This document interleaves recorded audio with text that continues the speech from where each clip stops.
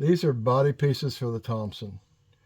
They were made by Hartzell Machine works for Baltotype and other people that wanted to show pin marks and mimic foundry type. The first thing was that Thompson had a pretty thin nick, and so they changed the body piece and put a bigger nick on it. Mm-hmm. And the second thing is they drilled a hole all the way through the body piece right there for the pin mark. Parenthetically, a lot of people have written expert articles about typecasting, indicating that the pin mark was something part of the mechanics of the mold. It had nothing to do with it. Mm-hmm. But it was so prevalent that Steve Sachs did a piece that he submitted to the British Printing History Association. They published it, which asserted that the pen came out and pushed the type out. It couldn't be any further from the truth. But nevertheless, they changed his article to mean, perpetuate the lie rather than listening to him who knew it. Okay, so these are pens. Look like pens, don't they? They go in that hole, and so you can see the attempt there. I've done try to get an H for Hopkins on there, but what you do is you drive that pin in that hole, and just friction holds it in place. Mm-hmm. It goes in a fixed position and stays there. I'm not going to put it in there right now. So the different diameters are for different sizes. And so you see there's, so the body piece has got a hole and they drive the pin into the side of it. And these pins, this collection of pins were given to me by Hartzell because he knew he was never going to use them again. So normal Thompson molds do not have this hole in the pin. They're not drilled. They're not drilled. This is just to make it look like it's foundry type. That's the only thing. Now, as I say, these are pins which you could grind it off the end and create a new image on that. And that's what I did on this one right here. Paul Dunsing actually engraved these two for me. No, this one's got the Baltotype. If you can see it, it's Baltotype. If you feel that stick through, it has to be below the printing surface or the edge of the surface of the piece type, but not much.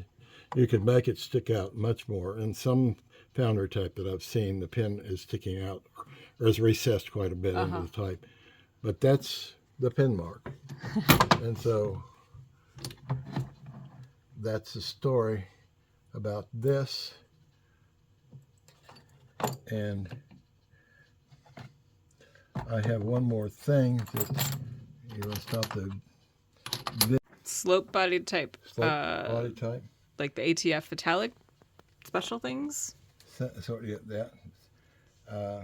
I've got some in there, some ATF stuff, but this is a body piece for a foundry machine.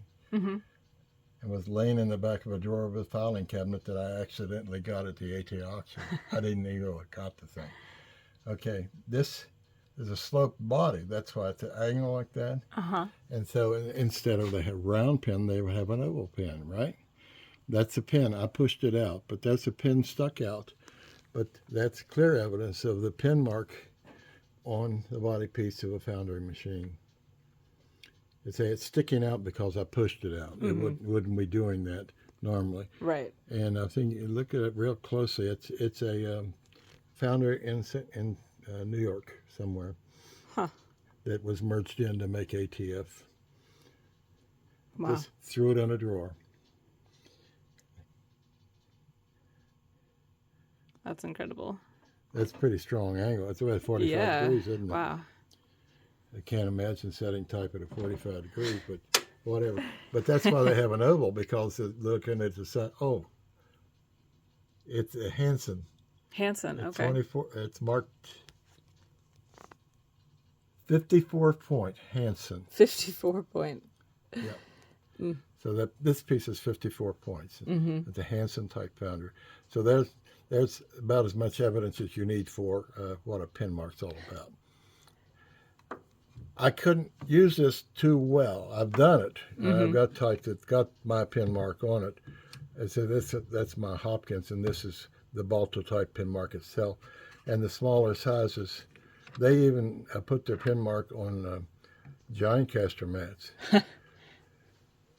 See, the pin, even that one's got a pin in it. Oh, wow. The small one. So Baltotype was convinced that they were a foundry, and they wanted to prove it because they had a big nick and all that stuff. Okay, what controls the type on the Thompson when it's being delivered? Is it a part of the mold that pushes out? Oh, the body piece actually pushes the type into the mold. Okay. But once it goes through the channel, the only thing that controls it is the nick. Right. Okay. In other words, the type is down in the. Well, look at the Thompson here. Because you can't pull a piece out of that channel That's right. because it's held in place by the nick. All right. It plows it. And where is this stupid thing? Here it is. This is the opposite of the nick. Okay, that's slammed down on it tight. It doesn't move up and down at all when you're running the machine. And that's controlling. That's absolutely controlling the type as it passes through here. Okay, I've got the oversized nick in that particular mold. So this doesn't control it very well. So my type wobbles around the delivery. So would they have had a piece with an oversized channel? I didn't get that stuff. Okay. This is one of the mysteries is out there. A guy in California bought all of the Baltotype Thompsons in one foul swoop. Exported them all. So all the Baltotype machines that had the pin mark and the oversized nick and all that went to Chicago or to California. And he was going to give it to some technical college. He was a dentist by trade. It's really a sad story. His dental shop was raided by a drug fanatic and killed him. Ooh. And so what he did and all that stuff, it can't be traced because he's dead.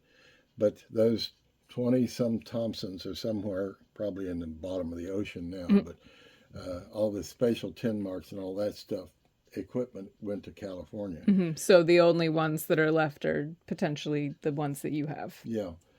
I probably could have a new pin machined and all one of these. I've got several of these. That's all I'd need is one with a larger pin mark. And then it would control the type as it's being ejected. And that nick controls all sizes. Right. All sizes. So that's what controls the type as it goes out through here. This is a plow right here. And that plow cuts the groove between the 2 feet.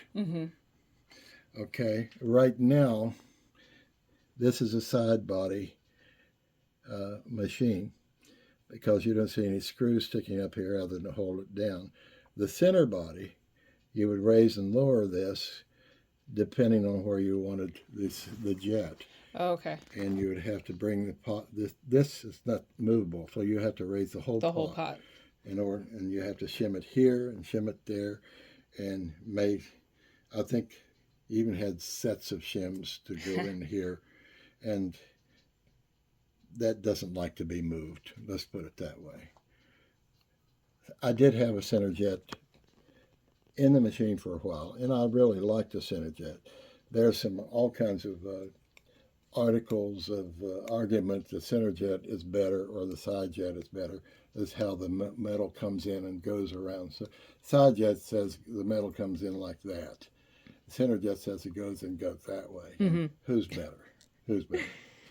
But I do know a lot of types seem to be burnt in the middle. And if it's burned in the middle, it means the metal hit first in the middle and then spread it out. That makes sense, but that's the kind of technical arguments that don't have a whole lot of weight in this age. Yeah.